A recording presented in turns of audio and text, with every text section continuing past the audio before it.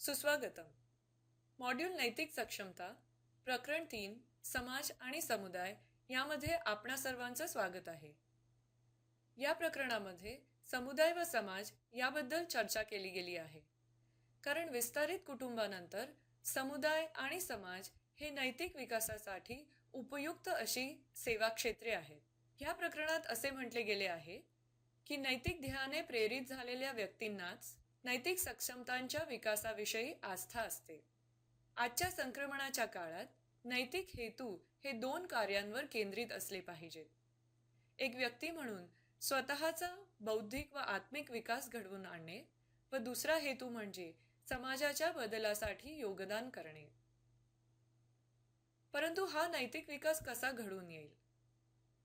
या प्रकरणात असे म्हटले आहे की नैतिक विकास साध्य करण्यासाठी पाशवी वृत्तींवरील नियंत्रण, ज्ञान संपादन आणि आपल्या हृदयी असलेल्या आध्यात्मिक गुणांचा अधिकतम विकास यासाठी केलेल्या दैनंदिन संघर्षातूनच हा विकास होऊ शकतो.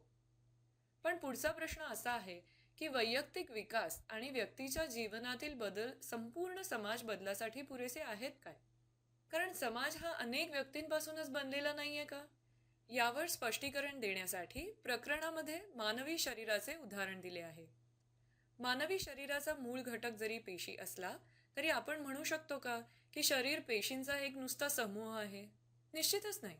कारण जेव्हा शरीरातील अनेक पेशी एकत्र येतात तेव्हा चैतन्य निर्माण होते, जे पेशींच्या समूहापेक्षा आणि भौतिक विश्वाच्या खूपच पलीकडचे असते.